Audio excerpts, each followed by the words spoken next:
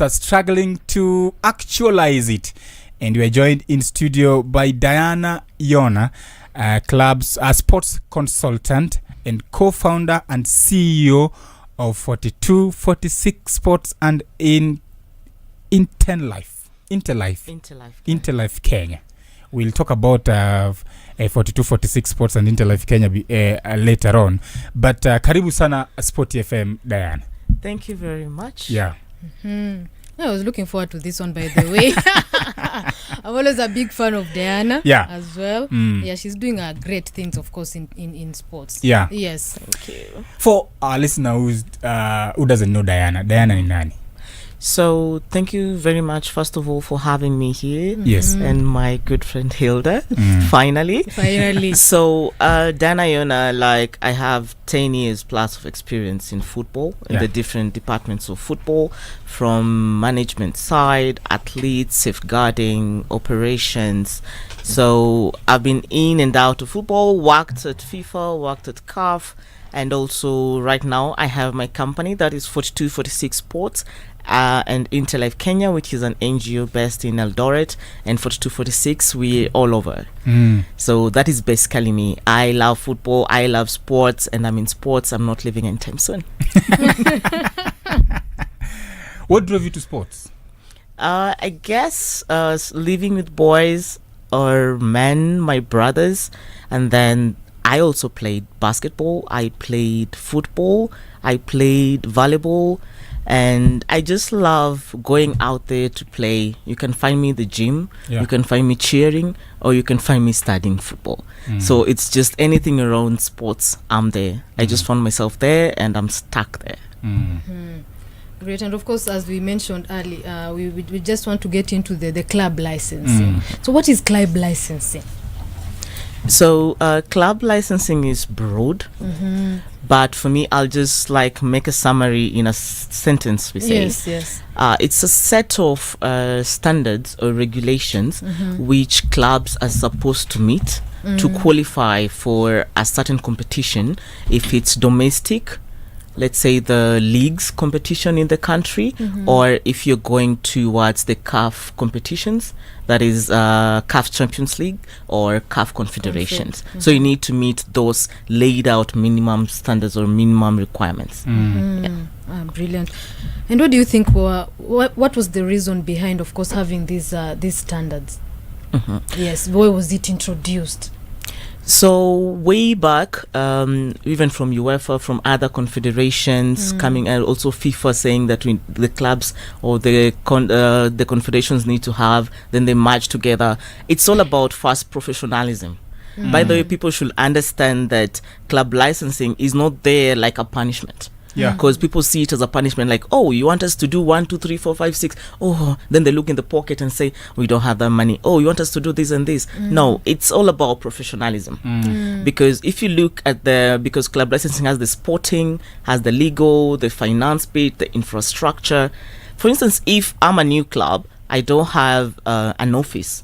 How will I be able to even give a player a contract? So the moment I give the players contract, they come to where I am, because I might be running a shop today at River Road, and I tell you, come over, I'll sign you a contract. Then the next minute you say, oh, I went there, I didn't get you. So club licensing is there to even safeguard the players. Because a player today will sign a contract, tomorrow he's injured, then what's next? Then you go back to club licensing. Do you guys have an insurance policy? What does it say? Did you submit it? Have you renewed it? So it's for the club's benefit, because when again you have this office, you're going to run things in a way sustainably. Because today you will say, okay, we need some merchandise, we need to sell them, we need this player who will accrue in a few years, we'll gain some money from him, or we will sell this, we'll sell that. So it's all about professionalism, development, and getting where we are supposed to be. We should not just accept the status quo and how we are at the moment, like I don't want change. This is for the good change. There are some changes you'll say, but club licensing for me is that platform which, if you don't step on it on the right foot, you're gonna fail. And since clubs are getting it a bit hard to adhere or doing what the club license is all about, our peers or our competition like Europe, when did they start these processes of club licensing, and how did they move with it? It's actually a process, as I said before. In 1999, when everyone was discussing about club licensing, this and that, and then UEFA adapting it and adapting the financial fair play, because now financial fair play is something on a different level. If we introduce it in Kenya here, where today our clubs are running on debts, our clubs don't have revenues, where you need to break a balance but you cannot break even. So that's already a problem. You can't even introduce the financial fair play in Kenya at the moment, because we've not even embraced the club licensing itself. So when CAF came about with this, it was around 2012 when it came around. Then in around 2017, that was when CAF said you need to do this. Like we were trying. I remember when I started as a club licensing manager at Tusker FC, I was like, I don't know anything. So I had to contact someone from Zesco in Zambia to be able to assist me. I was like, I don't know anything. Yes, I've been taken to classes, we have gone for the workshop, but how should we get there? And from then, you've been seeing like Tusker FC has a full office for sure, because we struggle to bring everyone on board. You want this? Okay, CAF has said this. Then you go to the sponsor, or you go to your management and tell them like, okay, CAF has set regulations, these are them, and then the FKF also has its own for the domestic. So if we can meet this minimum, then next year we meet the other one, because you cannot do them all of them at the same time. But some of the clubs, they've been here since whatever years, but until today, you go even check their contract, they don't have valid contracts. Their management don't have contracts. Then when wameachishwa job, they run to the journalists like, oh, I've been chased from this club, blah blah blah blah blah blah. But if you dig down deep, they didn't even sign any contract. So how can we even defend you? We can't defend you. So I usually say for Kenya to even progress, we need to do it in sections. For those who are going for CAF, you need to really push and have the minimum that has been set. Then for the domestic one, if we're saying we're starting, all clubs should have a training field, or all clubs should have like an office. And if FKF or one day CAF or FIFA come to do the audit, they'll be like, all of them have an office. If you go to our neighbors, Uganda, you say you want to go to Express office, you will get them. If you go to KCCA, you will get them. And right now they are making their own stadium. It's just been few years. But us, progress. Huko kuna progress. And you just mentioned, of course, some of the criteria. Can you just tell us some of the criteria and just explain to our listeners those criteria so that they understand what exactly we are talking about, so that it's easy now to visualize what club licensing is? So there is the sporting, where all these if you have a medical doctor in the team, you have the CEO, you have the media officer, the marketing officer, everyone is included. Like now that is the administrative. Yes, and it's all part of that. The players have the contract. So there's the sporting angle and there's the administrative. So on the sporting, all the youth coaches are listed. All the coaches have the like CAF A, CAF B, like the way it's trickling down depending with what CAF needs, CAF A. Then the domestic, if FKF suggests for CAF B, then you can have the CAF B, but then you need to upgrade. They give you some time for you to upgrade to CAF A. So, and then you list down all contracts of the players. If you have 30 players, all of them should be having their contracts. None should miss. Even the technical team should have their contracts. Then you list them all down. Then you're done with the sporting angle. Then you go to administrative, where everyone who you says he or she works for club BCD, all of them should have contracts and should have their JDs. Are you qualified to do it? Have you gone to that school, or you're just going there to just make everything a mess?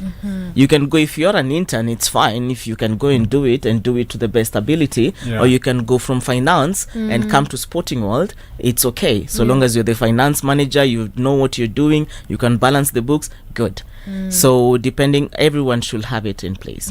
Then we go to infrastructure. The training facilities should be there. You should write down, even if you've listed, You can list and say, okay, we don't have our own, but we've spoken to Tusker FC. We'll be training at Ruaraka, or we'll be training at Utali. We have an agreement with them that is allowed, and from there also the stadium. But now coming to the stadium, I don't know if we'll speak later, but I usually have a problem with this stadium. Because should I just say right now? I have a problem with this stadium because we'll all list the new stadiums like, okay, we're all going to Kasarani.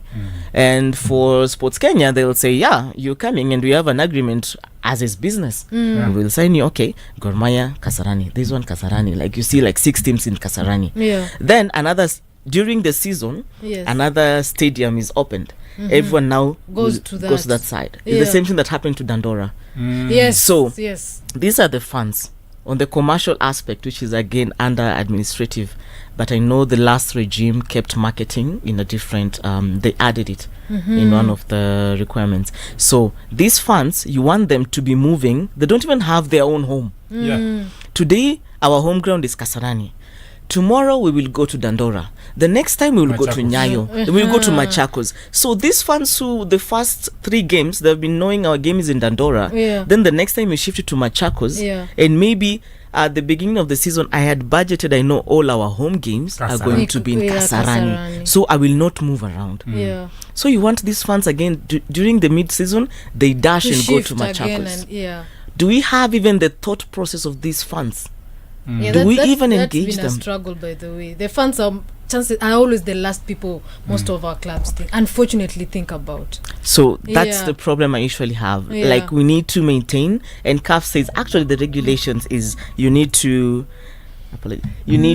like maintain that ground if until the whole season, unless something has happened that you really need to move to a different ground. My advice to club is that, so that you may put these fans together, even if they're 30 or 15, but they come in every game. The next season they will improve. Then another, we have the legal side, where apart from the contracts, we need to know you're legally, like you've registered with the Sports Act. Some teams are not even registered. You're not even a company.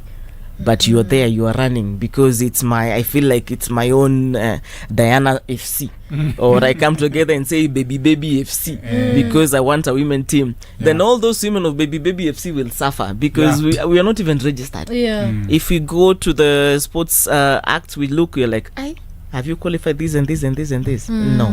You've done this and this. Then that is the first thing which people look at. You're like, okay, you have your certification, you're registered, good, now you can continue with the rest. Because if you're not registered, why are you even applying? Why are you even applying? Just close down business. You leave for people who want to do this sports business. Then we have I've mentioned the youth development. So people have been asking about youth teams.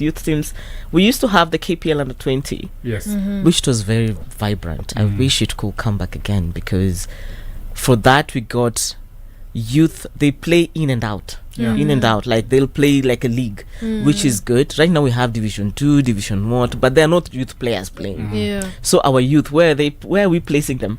Yes, even we might be having these youth teams, but this is a question for the federation. We need competitions for the youth team, so that even if they're saying they're going for the under 20 tournaments or something, they need to be able to get a crop of good players who are going there. When you meet Uganda, Tanzanian players, the way they are bodied, like someone say, that is not a youth player. But they've been playing the entire season. They have proper programs, they have food, they have the nutrition. Like, I'm like, just accept you guys, you not reach that standard. When you reach that standard, you look at your players and say, we are waiting. And you've mentioned Tanzania and Uganda as well. I don't know what have you seen about their youth program? Yes, they have the competitions. They have the yes. Even right now, you go, you find them playing. You find the KCCA playing against Vipers, against Bull, and it's a very intense competition. It's very intense. It's like now another derby. Like, okay, our big ones they've played. So these also ones, the teams that the teams in the league have their youth teams as well. Yes, and that is the standard even Tusker Youth can play Gor Youth, which is good. Yeah. And then you have now your women. Then their women compete. We're like, okay, you beat our men, but we are there for you. We are coming for you. So it creates a vibe. There's a vibe which it's being created in the league and the country, which will make sense in football. You say, I just want to travel to see how we are going to the same way police bullets and police are right now. Because you'll see the fans, they're like, our men were beaten by this one. Now we are coming. We are going to play. We've won this. If I'm a CEO of a club and women are winning, the men are winning, and then you have a youth team which is winning, vibrant as well. That is amazing. It's like, let me now sit back and now see how money can trickle into the the club more. And looking at our clubs locally here, why do you think the taking up of club licenses is taking them long? What are the challenges do you think they're experiencing? They're taking it as some of them, they think it's a punishment. Some of them, I feel like they're not just taking it seriously, because when you look at those set standards, someone will say, this is a lot, so they'll just tick the box. If you're doing it, if you first thing you look at club licensing and you see it as a punishment or as a way to just tick the box, because there's a huge checklist, you'll be like, okay, this and this and this and this, but it's minimum standards. You can say, let me try this, I don't have this one at the moment, but we are going to hire, we're still looking for the best. You can even do the club licensing, but you don't have a coach at the moment, but you're waiting. We have advertised we are going to get a coach, because maybe there will be the deadline that, as you mentioned, there's a deadline for everything. So if you don't have it, write to the federation, we've advertised for this position, or we are still in discussion with the women team and it will be available by this date. Time, and if it's not available by that date, you are being reminded, because there is a sanction for everything. People should know that there is the CAF FIFA sanction and there is the federation sanction. They can sanction you $1 million because of negligence. And again, that's another thing. I know I'll be sanctioned, but I'm not just doing what I'm supposed to do. I'm waiting for that sanction. It's like, let me sit back and wait. I can't do it. And then they're like, if you just throw your hands like this, you're doomed. Because the sanction will come and you'll have to pay. And if you don't pay the next club licensing, now we'll look at overdue payables. We'll be like, okay, you didn't pay FKF this money. So when are you going to pay it, or you won't get your license? You didn't pay this player, you didn't pay him this contract. So what happens? You're not going to. You need to do it before even you start the club licensing, because the player will report you. So it's out of negligence. Some people will say they don't understand club licensing also. I can't blame them, all of them, it's negligence or something, but some of them, it's still something new to some of them, so they need to be taught. They need this capacity building about it on ways, because how are you going to, the Tusker or the Gor Mahia or the AFC documents will not look the same as the Sharks document or the Bandari or the KCB. All institutions are different. All of them are managed differently. Because this is a military team, this is a brewer's company, this has a bank. They have their own ways, their own values. They know how they're doing their stuff. So I cannot be like Gor Mahia. They cannot be like Gor Mahia. Gor Mahia with a huge following, they have their way in which they do. They do. Even their governance structure, which is also in the legal, because in the legal you need to list how your organogram is. The organization. So the organization of Gor Mahia cannot be the same as the organization of KCB. But where are you merging? This club licensing is there to merge us in football together. And again, I forgot to mention there is also a financial criteria. The financial criteria, that's where money is. If you don't pay all these agencies, if you don't pay your players, if you don't, and then you list your budget for the whole season. When I say ticking the box, I can present a very nice budget for the whole season, but I don't have money for that. It goes through the federation, it passed, because that is the document you've given me.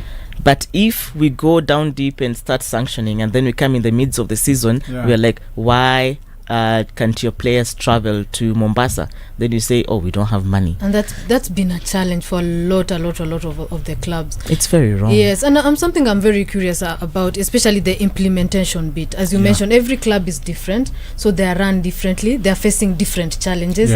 So what is the implementation process? Is it that each season we try and see and implement kila team tuseme this season the goal is kila team at least iko na training ground, which is either you have a plan to have a partnership with somebody or having your own, as in tunaanza pole pole hivo, or how do we implement it so that we make sure at least we level it. Okay, by the time I was still doing it for Tusker as a consultant, like in Kenya right now, we are implementing everything.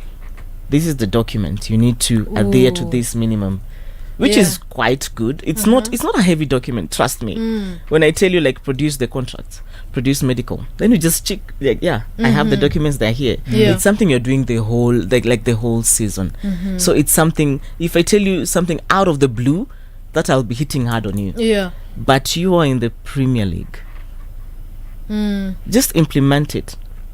But if FKF wants to do it in phases, yes, they can request for that. They can just say, okay, clubs, they sit down with the clubs, you're like, okay, we are going towards this direction. And since you want to move at par with each other, let's start. This season, clubs, please, if you don't meet this is the sanction you're going to give you.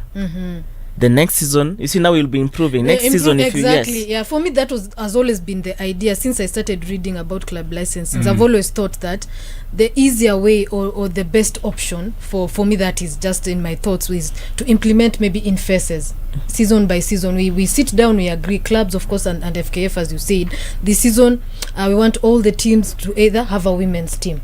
So we start implementing. So the target this season, now every club has a target every season. So we come and tick. Okay, we have tumepata women's club, but if you have a women's team, this is how you're supposed to do it. Nini. So tunamaliza hiyo season. Next season, now again, maybe now we look at the youth structure. Ivo pole pole. So for me, I think that will work instead of it will giving, telling just to implement and leaving it that way. It will, but again, look back how many years since club licensing came to Kenya. And every year is ticking the boxes.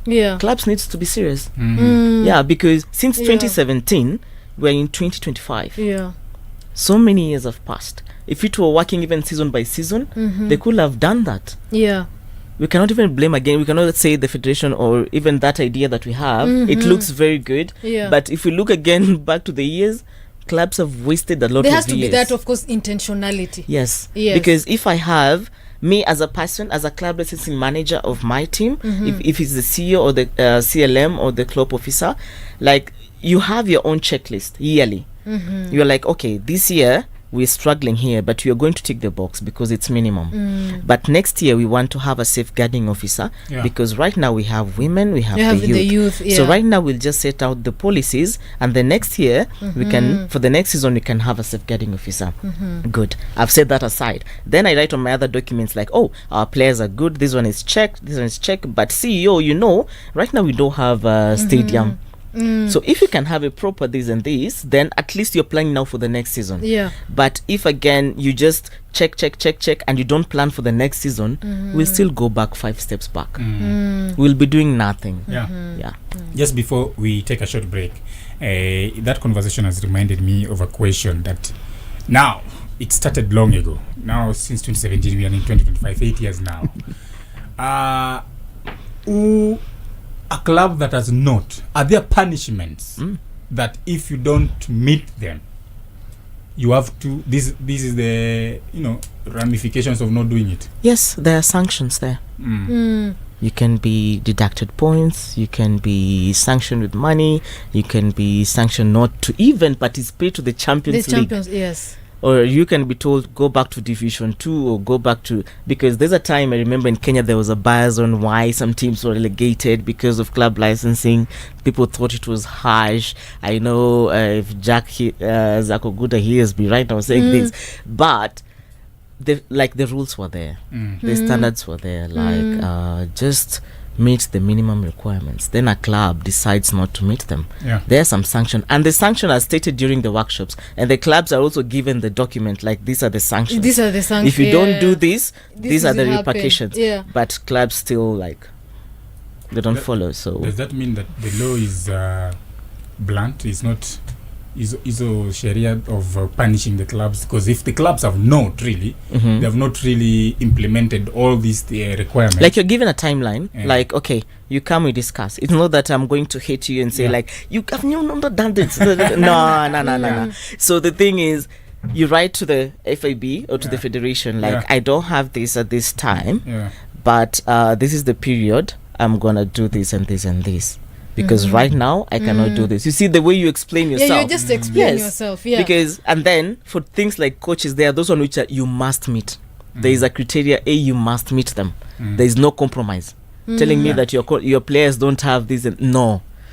That's why we see like a club is participating in the Champions League, but the coach does not. Is it Cup yes A? they will not sit. They will not sit there now. Exactly. If your assistant coach has that, he sits. For criteria A, it's a must fulfill. And if you don't, there is sanctions. Like, they'll just sanction you, because if the deadline passes and you've not told us anything, the FIB will sanction you. And if you want to appeal, you can appeal, but they will still sanction you, because it's a must criteria. These other ones you can say, oh, you can like negotiate. Some few, but for finance, like, surely you don't have a bank account. And I think the clubs are taking advantage of that aspect of negotiations. But that is like marketing. Those are the negotiating the minimum. That is the minimum. But things like bank account, you can't even negotiate. You can't do any business. A women's team. If the federation say every club should have a women's team, you must have, because they underline the word must and write on your checklist must. Yeah. They have not said negotiate with me on this. It's a must fulfill. It's not may. Like, you read the document carefully, clearly, relax, sit down, and then understand it, then go for it. Usikimbilie tu. Sawa. It's a must.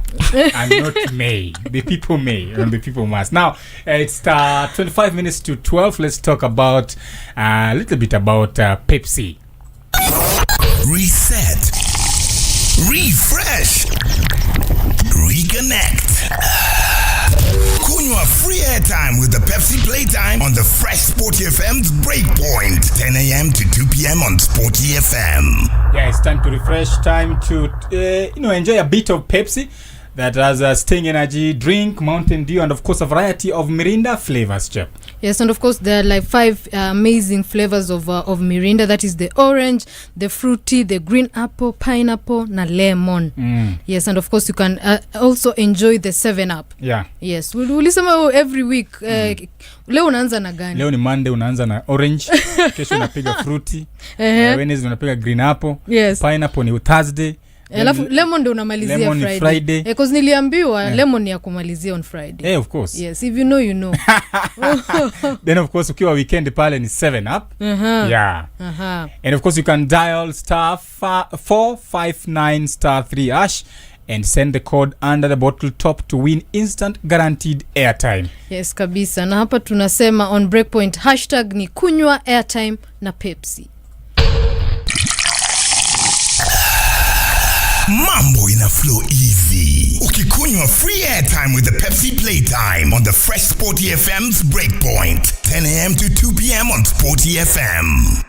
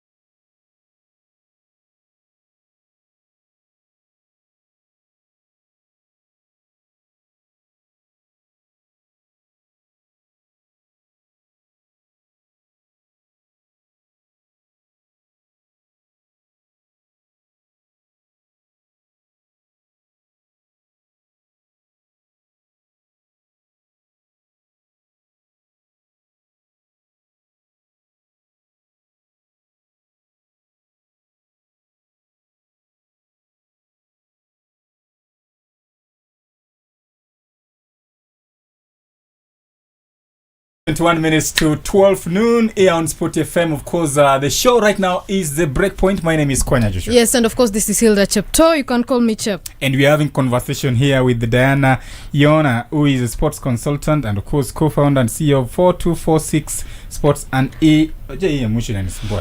iNTELLIFE Kenya. Yes. Yeah, so then we are just continuing with this conversation in terms of club licenses, and that question that I asked off air is the correlation between a properly licensed club and results on the pitch. How do they relate? If you want success, club licensing is your foundation. That is the first answer I'll give you. Yeah. If you don't want success in and out of the football pitch, leave club licensing aside, because there's a correlation. A player will not play if my contract is not good enough at the back office. People are not speaking to me, or you want me to play. I'll go and play. I'll disappoint you because I have a lot of things in mind. Then the coach is also not feeling well because the medical insurance is not working. So if the coach does not have a medical insurance, what about the players? So I'll be playing cautiously, like, oh, I don't want to get an injury because so and so is now out for 6 months because of that. So that's again how club licensing comes to help them. So there is a direct correlation with your branding, because there's the marketing aspect of it. How do you attract sponsors? If you do it in a proper way, the way I told you, like the CSR activities, if you're involved in the community will come backing you up. They will buy your merchandise. They will come attend your games. They will be there for you. But if you ignore even those community around you, like a club I will not mention, and don't make me mention it.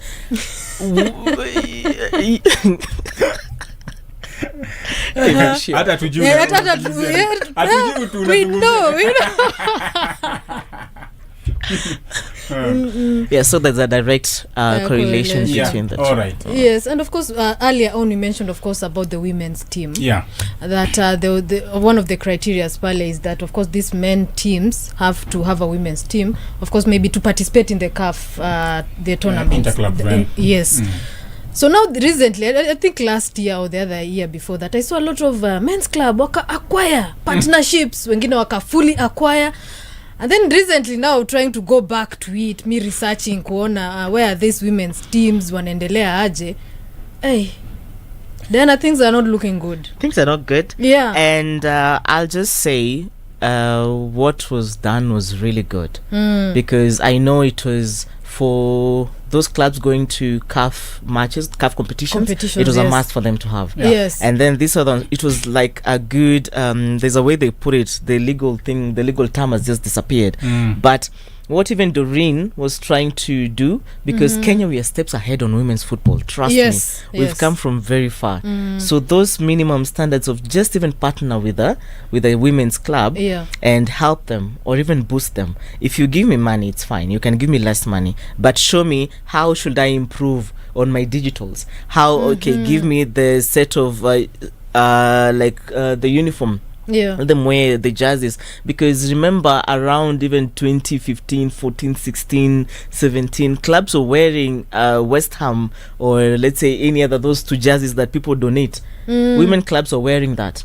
So how are we supposed to boost even our league and our domestic? And right now where it has reached is because of that decision that was made for all men clubs to have women's team. And that's where Kenya Police Bullets came, the Ulinzi Starlets, Tusker had Macmillan Queens, and then Gor Mahia had uliniambia mko na team they had that, and then they Gor Mahia Queens. Right now they have Gor Mahia Queens. Even if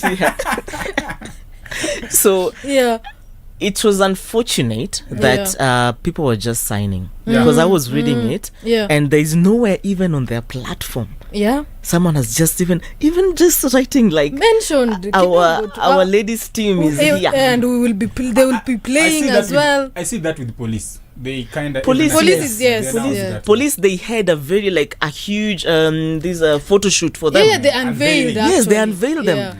But all these other ones Ilene chini ya maji, by the way. Even our good, I know Bandari Queens is there, but they've now, this year is when I'm seeing a lot of posts about Bandari and then there was Queens. an issue again with the Bandari, the women's team. I don't know, walikosana. All of them had issues. That's round one. I'll call it round one of it's like trial and error. Yes. All of them had issues. They didn't enter into the partnerships with good intentions. And as you talk about clubs, men's clubs that must have a women's club, what about those women's clubs that are standalones, that wow tu team yao tu ni ya women's football? Well, do they also require this licensing, club licensing? Yes, because if there's also the CAF Women's Champions League, which you need to adhere or to some set of standards for you to go to those competitions. All the CAF competitions, there is club licensing, and all of them, they have minimum requirements. It's like we're helping you grow. It's developing, like we want to develop women's football, and that's what CAF wants to. And CAF has been pushing it for years, and yes, it's growing. And I am praying very hard that we should not tusilegeze.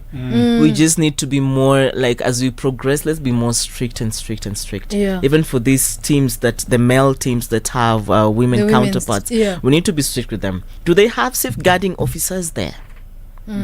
That's another thing, because women are the youth, everyone is vulnerable. That's why you see a lot of men clubs also don't have women people working there. We don't have women working in these male clubs. I don't know why. It's a question for the admins, and the question I'll submit to all the clubs.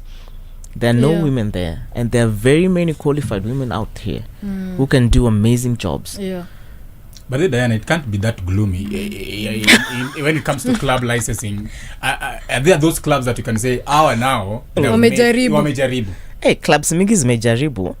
Yeah, we've come from far. As my club Gor Mahia tried. They have tried, but Gor Mahia has tried. They're selling their jerseys. Their contract nowadays, the players, they're paid unless they're not being paid. But players again, they need to come out. Because we at the outside here, we want to know if you have a contract or you don't have a contract. So they have not mentioned. I've not had anything on the media or players complaining. I've not had that. If they're complaining, you can tell me. I've not had it. So things are going smoothly. It was the past, your club, they were not paying players. You could hear players complaining, some millions, some what. So for Parker last season, so for Parker paid, is it around 12,000 USD, I think, or something. So clubs they're really improving in some aspect, but on some aspect they're stagnant.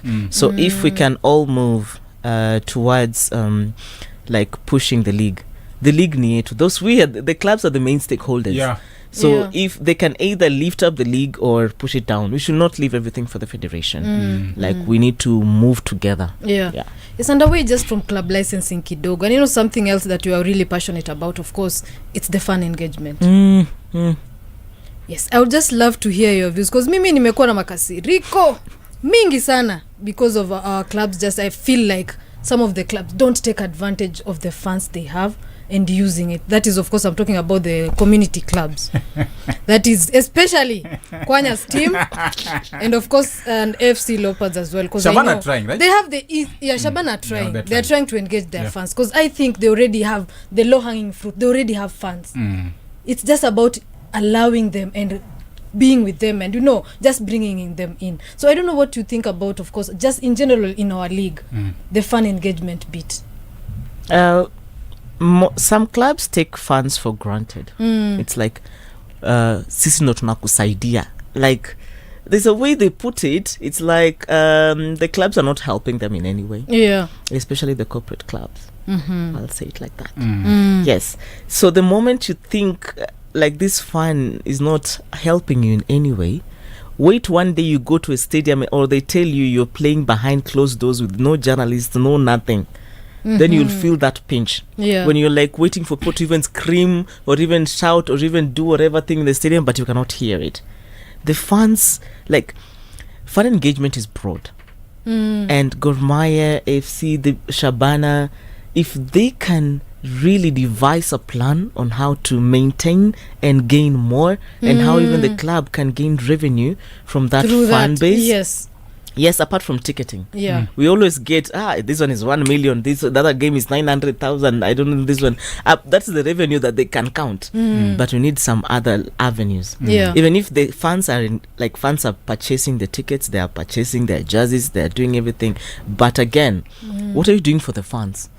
I'm getting a lot of revenue from them. It's fine, they're buying. But you need to engage them. Yeah. Keep them entertained. Yeah. Let a match day be an event.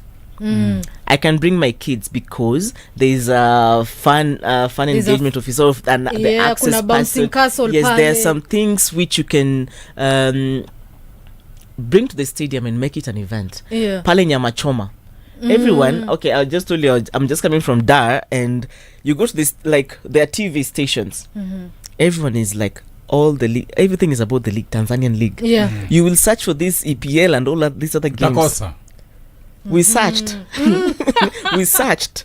It was Azam, and Azam is showing maybe the previous everything. So all of these in Kenya, we need to create that buzz. What will make you stay even in the premise when there is maybe there's a traffic jam and you are in Kasarani? What will make these fans stay? That's why I usually say Tusker is at a very strategic position, which they can do a lot, but they're not doing much for the club. Because engaging the fans is before the game. Yes. We've told you on our social medias you're coming. Yes. There at the ground, are we selling jerseys or not? We are not selling. People don't sell. I reach there, I don't have my jerseys. Only few clubs do that. Then I have my kids or I have my people. Will I be able to eat? Or I will run the next spot I need to go is Garden City from Kasarani. Because there is nothing I can eat. Not everyone will eat these jugu. Everyone will not run. Need proper food. Yes. Maybe I need some burger. Maybe I need some samosa. Maybe I need something. If you have a stand, you just speak with people and tell them, okay, during my match days, I need to be here. You'll be selling samosa, some juice, something. That's fine. Yes, even samaki. If you want to eat samaki. Samaki choma, samaki kupaka, whatever. If you want it, that's your booth. You're giving me this percentage, and you're going to use it. So the fans will still there. They will eat. They'll be happy. Like even the kids will know they'll eat something.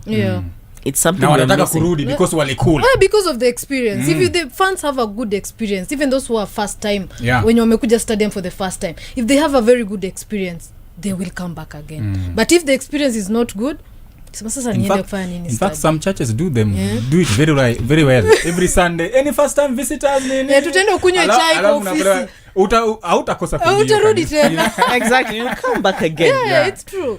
Because after the game you can also give them the experience. Unaweza muziki if you want them to stay and watch, ama kama kuna mahali wanaweza watch na hapo karibu, they eat your food. Wawekea scenario after your game. Yes, because they inaweza kuja kwa club, inaweza kuata it's your own business as a club. But it's something that rugby has managed to do. Rugby in their own different, they have managed to combine that entertainment and of course and the rugby as well in one. So when you go to when you go to a rugby tournament or an event, of course they have that what is happening in the pitch, but still kuna chakula, kuna mahali pa kids to play, there is drinks pale, so it's also very 360 with rugby. And I think for football we've missed that opportunity. There's opportunities are there, but for some reason these clubs don't see it. They should just copy or emulate what FIFA is doing and sometimes some of the AFCON matches, because before the event you have all this entertainment, the fun engagement, the music, the food, the everything. Then an hour before the game, all that is shut down. Everyone runs now to go and watch the game. Yes. So until halftime, that's where the food booth will be open. Then afterwards, for egress, now you can open for people to move as they hear the music or do whatever. Then after 1 hour or I don't know 1 hour 30 or 2 hours, it's shut down. People should go. I know time in a song up here, but before we finalize, let's tell us about 4246 Sports and iNTELLIFE Kenya. Why 4246? Niliona hiyo nikasema lazima uulize. So 4246 is a code for my partners and I. So and it's a Kenyan code, because if you look at it very well, it's a county code. So it's for people to figure out which counties are those. 42 is Siaya, Kisumu. 42, 46. So figure it. I've already given you a hint. I'll do that. I'll do that. So that's where my partners come from, and how we decided to bring about the consultancy is because of how we saw how things are running. When we came out from the FIFA Master, then we were like, okay, we need to move forward. Yeah. So when we're providing education, capacity building and everything on it, like we need to like see Kenya grow, because we love our country, and we're not only into football, it's all sports. Okay. It's all like if you were rugby, cricket. So what type of services, by the way, does your organization offer? Sports legal. We have the capacity building in various. We have marketing, the fan engagement, and then we also the club and club licensing staff. Yeah. So we go out to help. We are there to help clubs move from level 1 to level 2. We analyze your contract and we look at the players 360. How is the player growing from A to point B? So you need to grow, because we want our players to grow. If you are with us, we want you to grow. Not that today you're going to post something in the social media, then you're like, oh my goodness, is this my player, or what's happening to this player? So that is 4246 is about moving in professionalization. Yes. And we want Kenya to grow with that. So for iNTELLIFE, Kenya is an NGO. That one now we help kids in schools. We're doing project digital literacy to the schools back in Eldoret, and helping the kids and those ones who have not gone to university yet. So we're bringing that literacy to them, and also we're expanding it to the women in the society, where it's in somewhere called Keses. So we're opening it out to the women out there to be able to understand, at least learn a little bit about computer, about being literate in a way. And maybe in December we're planning to do some sports and tech. We want to merge them and bring, because it's also a place where athletes, it's the home of the athletes. We want to keep the kids engaged. And again, we want to push Kenya to another level, because Kenya is a sporting society. I will keep saying that, and we have a lot of potential in very many ways. So you're all welcome to the code. You will go and find it. Kisumu and Nyamira. That was very fast. Amenda kwa Google mbio. Now, as we finalize the show right now, I just wanted to just hear from you in regards to the status of our women football at the moment. Where do you think we are? Are we making any progress that can inspire? Do you think we are making progress? Yes, we're already inspired. Hey, I'll say that again. We've been inspired. Where we've come from. Hey, Hilda, you know where we've come from. Right now, you see journalists go to the even Harambee Starlets game, and you see like 20 cameras. Yes. Oh my goodness. Years back, you could see 1 or 2 in a good day.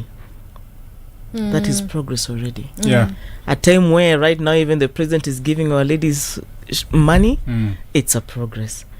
I don't know what FKF is doing at the moment. I don't know what they're doing, but they should continue doing it right. Yes. Because if they fail, they'll fail all these ladies. We know there are very many clubs outside there, and there are different I don't know, NEC members, I don't know how they call them, all those leagues of women. If they can still continue promoting them, because right now I know the top tier league for the women, they're pushing themselves on socials. They're trying to do everything right. So that momentum is there, and for me, I love it. I love when I see growth. I will mention that it's growth. And it's general in the world now. There's just growth in women's sports in general. If it's rugby, if it's football, stadiums in Ajay. So the other day, the Euros were sold out. You see the cricket as well the other day, and it's continuing. That is the cricket, the Women's World Cup as well. The numbers in the stadium. There's just very big momentum towards just the women's sports, and that's what I usually say. We hope we go with that wave. We need to go with that wave, because I think it will really boost. And we should not stop sports. That wave. If someone is going to stop that wave, we remove that person from stopping that wave, because that wave should go anaribu. And of course, as you said, even CAF now kuongeza the number of teams of the WAFCON as well. There's growth and money as well, the prize money. By the way, for clubs, even those ones with the women's team, right now CAF has increased 52% for the CAF Champions League. In group stage, you're also given money. That's around, I don't know, it's 12 or 60,000 US dollars for the winner. That is money. So if I have a women's team and I pump in money through club licensing. I'm like, I've accepted it. Yeah. Imagine getting that money or even my club to group stage. Money is coming in. Absolutely. Just few seconds, 10 seconds at the very least. Advise that young girl ambaye ako pale ushago on matters angependa sana kukua kama in the world of sports. What advice would you give them? Don't give up. Just go for it. Yeah. We went for it and we are still going for it. We're not giving up. It's tough. It's tough as it can be, but you need also to be tough-headed and go for it. If you know what you want, go for it. Don't give up. Yeah. And you'll get there.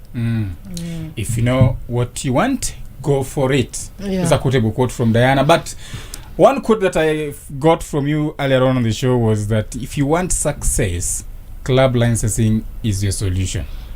That is a quote from Diana Yonah, sports consultant and the founder and CEO of 4246. Basically, tuseme tu Kisumu Nyamira. You have to sahau. No, because she explained what 4246 means. That is it. I told you to find it. It's very clever, that we've been talking about club licensing. At least at mimi nimelearn a few things or two, and I think clubs in this country can take club licensing serious because as Diana explained that there's a big correlation between club licensing and of course the results on the pitch. My club Gor Mahia Mayengo Pink, please tafadhali tunaomba let's make sure that we adhere to these requirements of club licensing. It's now 12 noon. Look out! Home run! Top story hits, no misses. The Sporty